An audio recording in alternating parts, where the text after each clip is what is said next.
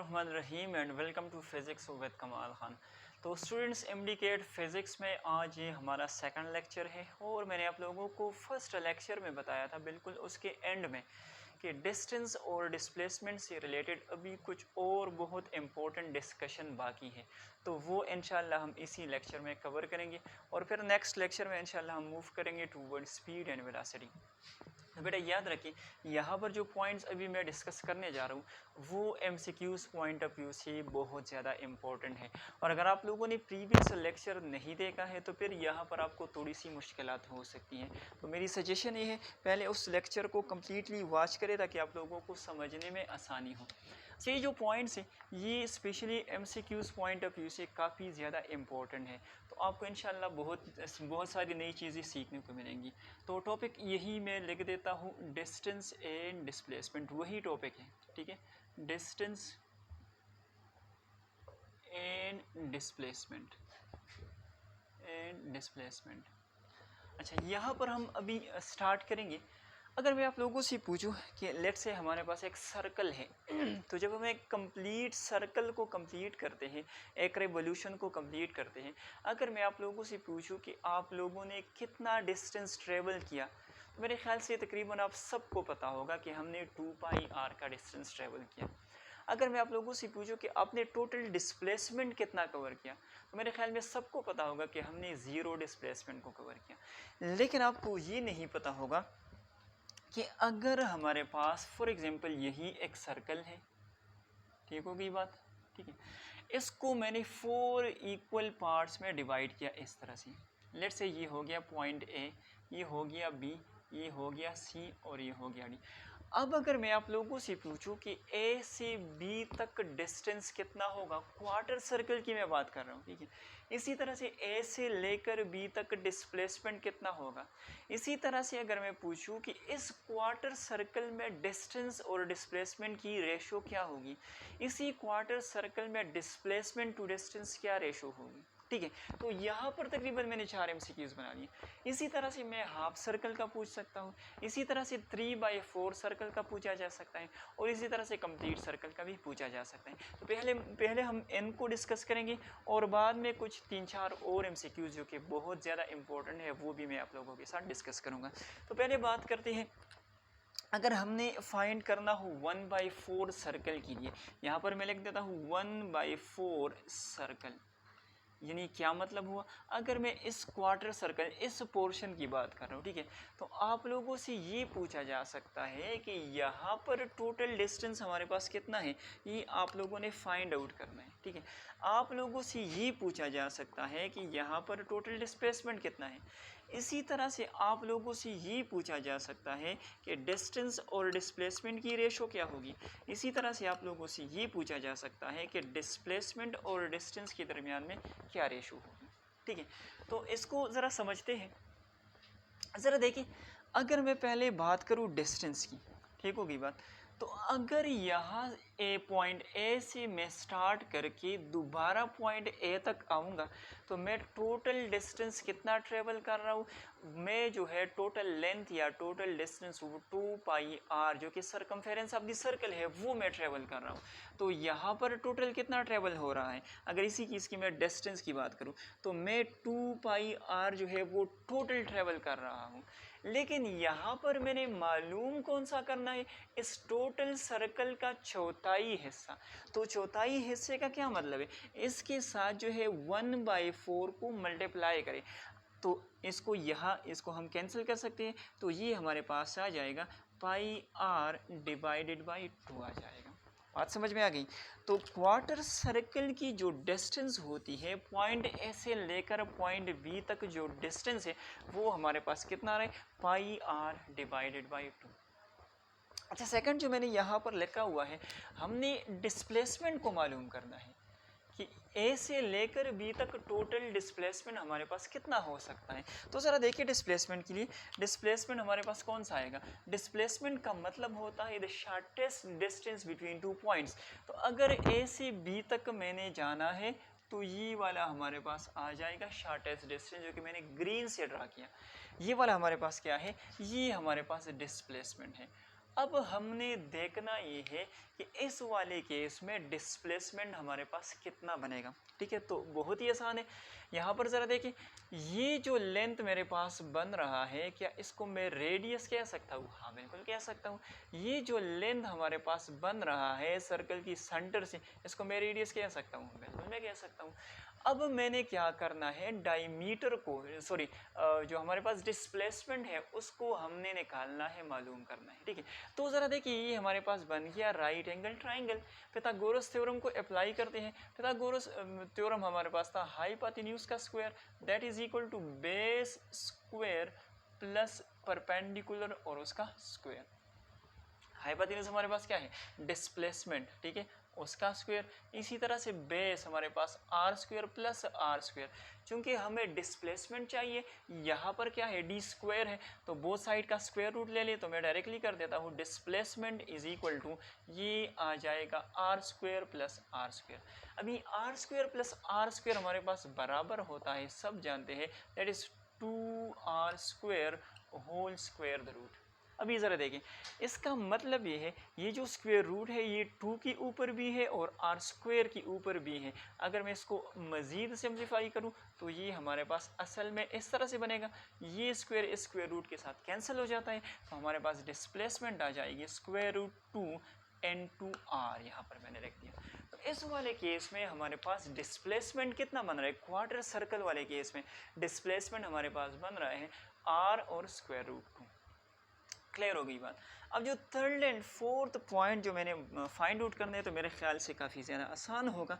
किस तरह से आसान होगा, तो देखते हैं। डिस्टेंस और डिस्प्लेसमेंट के दरमियान में रेशो है, डिस्टेंस टू डिस्प्लेसमेंट। तो ज़रा देखें, डिस्टेंस क्वार्टर सर्कल के लिए हमारे पास कितना था, पाई आर डिवाइडेड बाई 2, और डिस्प्लेसमेंट कितना था, आर स्क्वायर द रूट 2।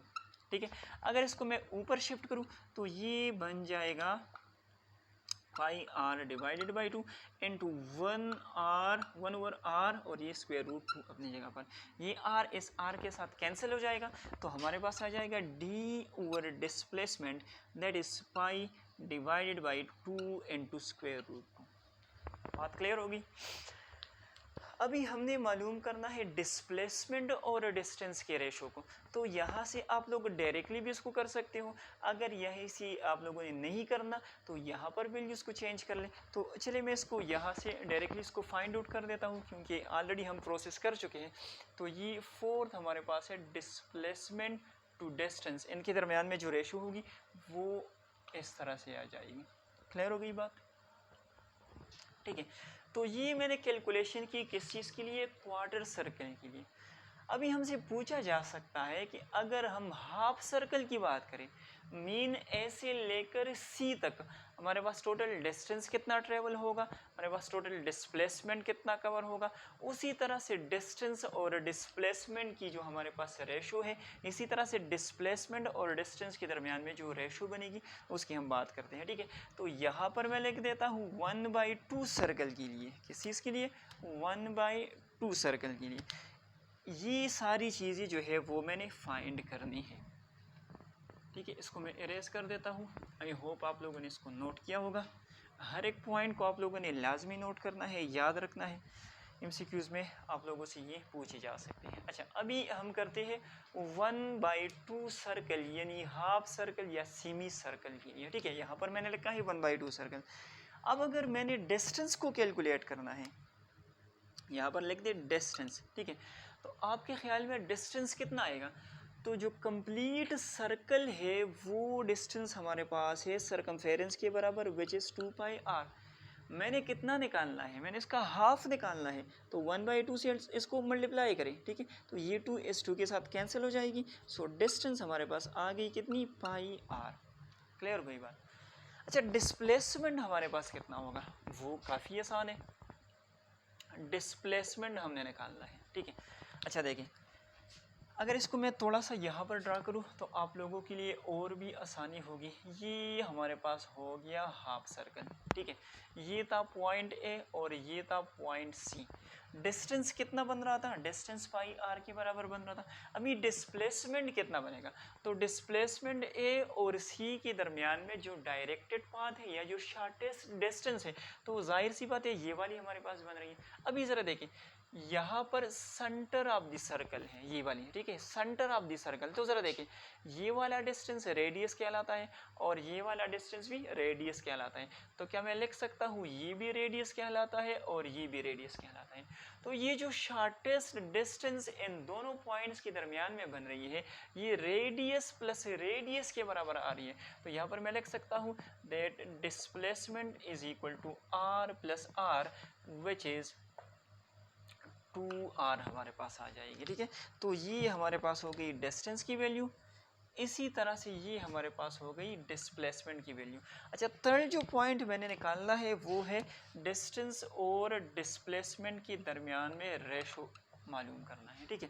तो आसान सी बात है, डिस्टेंस ओवर डिस्प्लेसमेंट, डिस्टेंस की वैल्यू है पाई आर, डिस्प्लेसमेंट हमारे पास है 2 ये आर के साथ कैंसिल हो जाएगा, तो ये आ जाएगा पाई डिवाइडेड बाई 2। इसी तरह से फोर्थ जो पॉइंट है वो हमारे पास है, क्या चीज़ है, वो हमारे पास है डिस्प्लेसमेंट ओवर डिस्टेंस। तो ये क्या आ जाएगा, इसको उल्टा करें तो ये 2 डिवाइडेड बाई पाई आ जाएगा, ठीक है। तो आई होप इसकी भी आप लोगों को समझ आ गई होगी। अब हम बात करेंगे 3/4 सर्कल के लिए, 3/4 सर्कल के लिए हम अभी इसको सॉल्व करेंगे, ठीक है। कि वहाँ पर डिस्टेंस कितना आएगा, वहाँ पर डिस्प्लेसमेंट कितना आएगा, ठीक है, ये सारी चीज़ें हम देखेंगे। तो यहाँ पर मैं लिखता हूँ 3/4 सर्कल, ये सारी चीज़ें मैंने क्या करनी है, ये कैलकुलेट करनी है अगेन 3/4 सर्कल के लिए।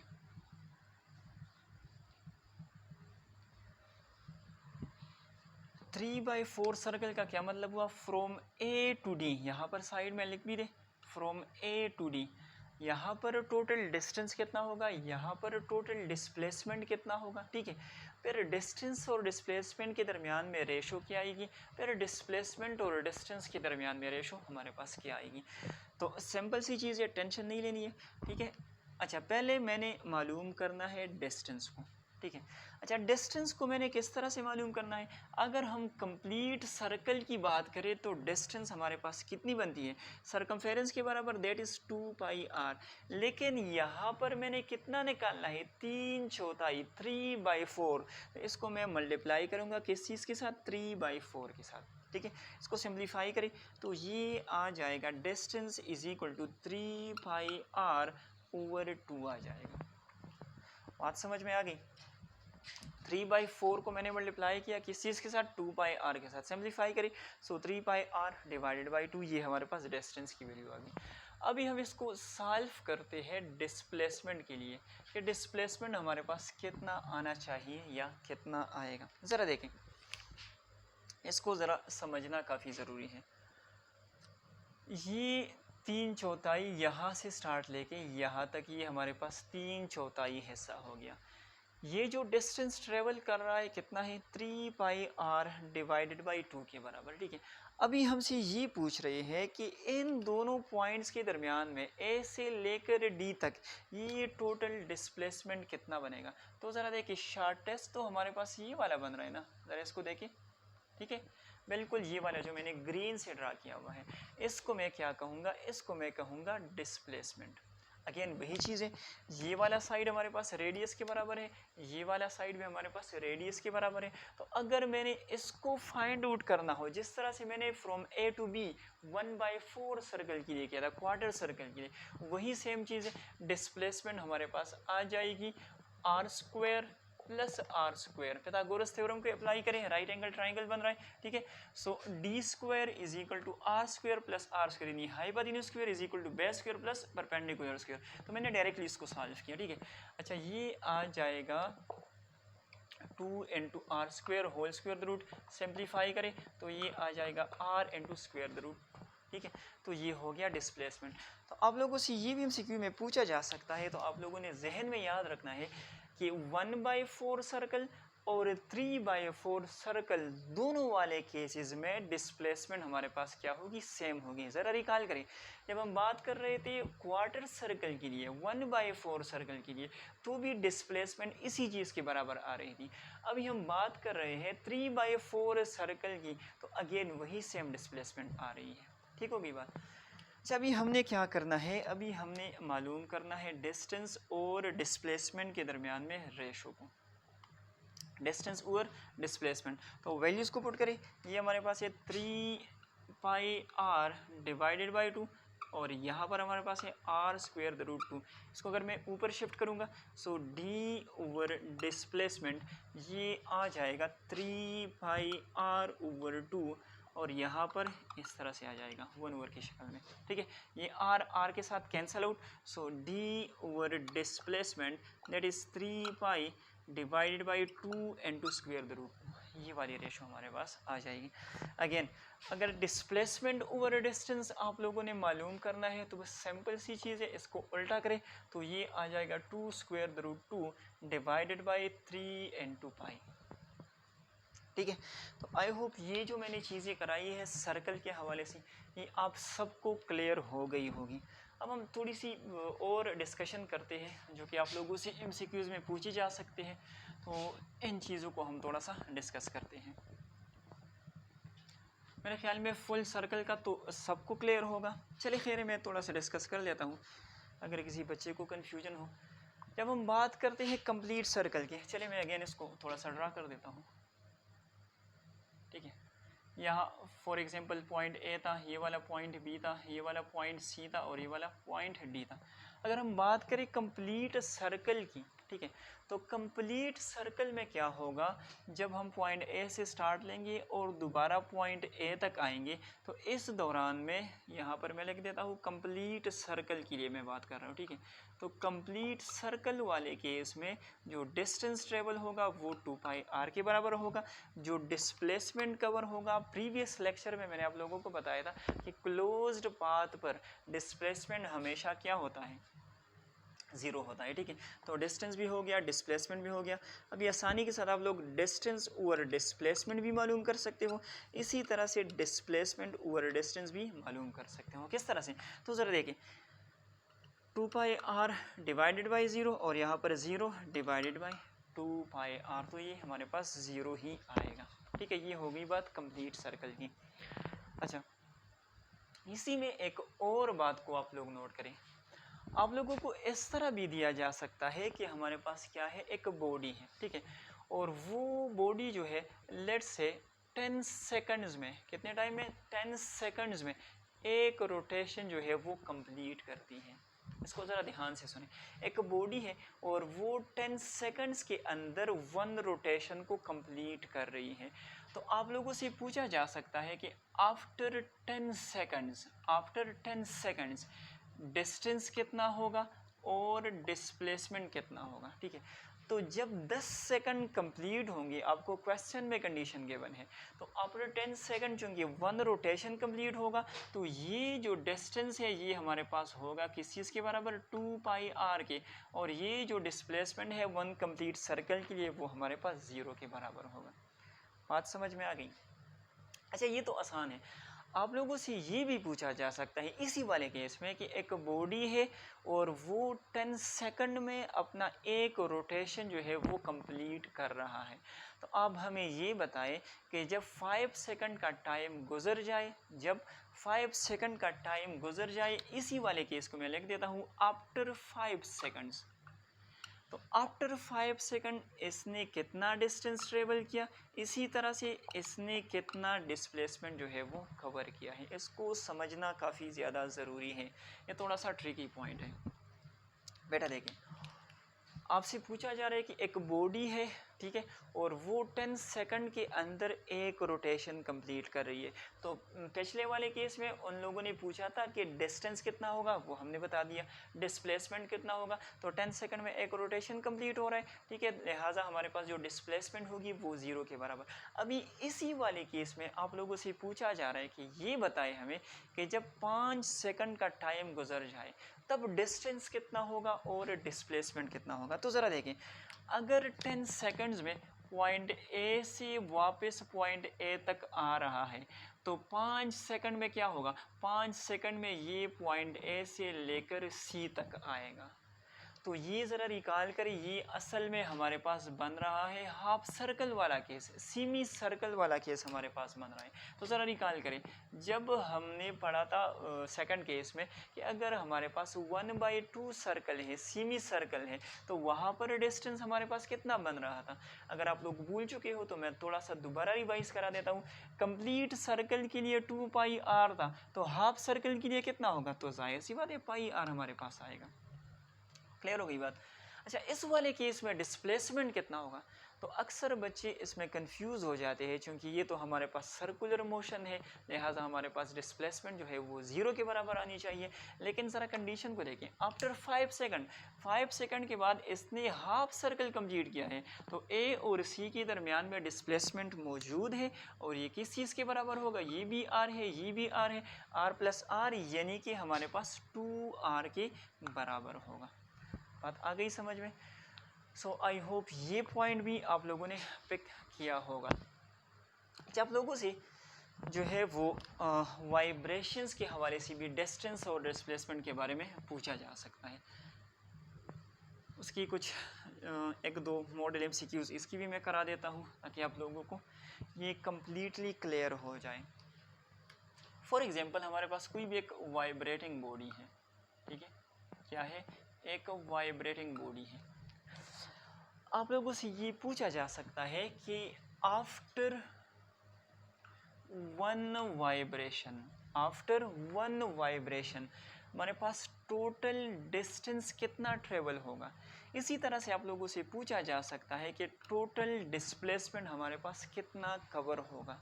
After one vibration total distance कितना ट्रेवल होगा और टोटल डिस्प्लेसमेंट कितना ट्रेवल होगा। आप लोगों को ऑप्शंस गिवन होंगे, बस मैं इसको डायरेक्टली सॉल्व कर देता हूँ। आज के लेक्चर में जितनी भी चीज़ें मैंने पढ़ाई है वो सारी की सारी एमसीक्यूज़ है, मैंने डायरेक्टली उनको सॉल्व भी किया है, ठीक है। आप लोगों से इस तरह के एमसीक्यू पूछे जाते हैं। अच्छा ज़रा देखें, फॉर एग्जांपल ये हो गया हमारे पास एक पेंडुलम, ठीक है। ये क्या करता है, ये यहाँ से स्टार्ट लेता है और ये एक्सट्रीम की तरफ आता है। यहाँ पर मैंने लिखा ए, ठीक है, पहले इस साइड पे आ गया, फिर दोबारा क्या करता है, यहाँ पे आएगा, ठीक है, फिर यहाँ से आगे जाके लेट से यहाँ तक आता है, ठीक है, और फिर दोबारा यहाँ तक आता है। तो ये हमारे पास क्या हो गया, वन कंप्लीट वाइब्रेशन। थोड़ा सा इसको समझे, पहले यहाँ तक आ गया, ठीक है, फिर क्या करेगा, दोबारा मेन पोजीशन तक आएगा, लेकिन यहाँ पर रुकेगा नहीं और दूसरे एक्सट्रीम तक जाएगा और दोबारा मेन पोजीशन पर आएगा। तो इसको हम कहते हैं वन वाइब्रेशन। अभी इस वन वाइब्रेशन के अंदर डिस्टेंस कितना ट्रेवल हुआ है और साथ ही साथ डिस्प्लेसमेंट कितना ट्रेवल हुआ है। तो ज़रा देखें, ये मेन पोजीशन से एक्सट्रीम पोजीशन तक जो मैक्सिमम डिस्प्लेसमेंट होती है इसको हम कहते हैं एम्पलीट्यूड, ठीक है। इसी तरह से इसको हम कहते हैं एम्पलीट्यूड। तो कितना डिस्टेंस टोटल ट्रेवल किया है, तो बॉडी ने यहाँ से स्टार्ट लिया था, इस तरफ आया था, तो ये 1a हो गया। फिर यहाँ से दोबारा मेन पोजीशन तक आया था, तो ये हो गया 2a। फिर इस मेन पोजीशन से दूसरे एक्सट्रीम तक चला गया था, तो ये हो गया 3 टाइम a, 1a 2a, यहाँ पर 3a, और फिर दोबारा मेन पोजीशन पर आया था। तो टोटल डिस्टेंस इसने कितना ट्रेवल किया, 4 टाइम ऑफ एम्पलीट्यूड, ठीक है, 4 टाइम ऑफ एम्पलीट्यूड।